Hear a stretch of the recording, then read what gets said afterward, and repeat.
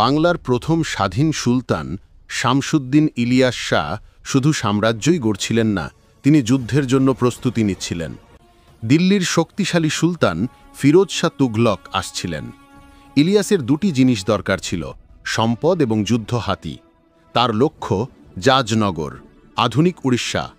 পূর্ব গঙ্গা রাজবংশ দ্বারা শাসিত এটি তার চমৎকার হাতি এবং ধন সম্পদের জন্য বিখ্যাত ছিল। ১৩৫৩ সালে ইলিয়াস শাহ এক বিদ্যুৎ গতির অভিযান শুরু করেন। তার অশ্বারোহী বাহিনী সীমান্ত দুর্গগুলিকে পাশ কাটিয়ে যাজপুর এবং তারপর রাজধানী কটকে প্রবেশ করে। রাজা ভানুদেব তৃতীয় পালিয়ে যান। তিনি চিল্কা হ্রদ পর্যন্ত তার সেনাবাহিনীকে নিয়ে যান। কিন্তু আসল পুরস্কার, তিনি ৪৪টি যুদ্ধ হাতিসহ প্রচুর সোনা ও রত্ন নিয়ে বাংলায় ফিরে আসেন। এটি শুধু একটি আক্রমণ ছিল না, এটি ছিল কৌশলগত শ্রেষ্ঠত্ব। এই সম্পদ দিয়ে ইলিয়াস শাহ দিল্লির বিশাল সেনাবাহিনীর মোকাবিলা করার জন্য প্রস্তুত ছিলেন।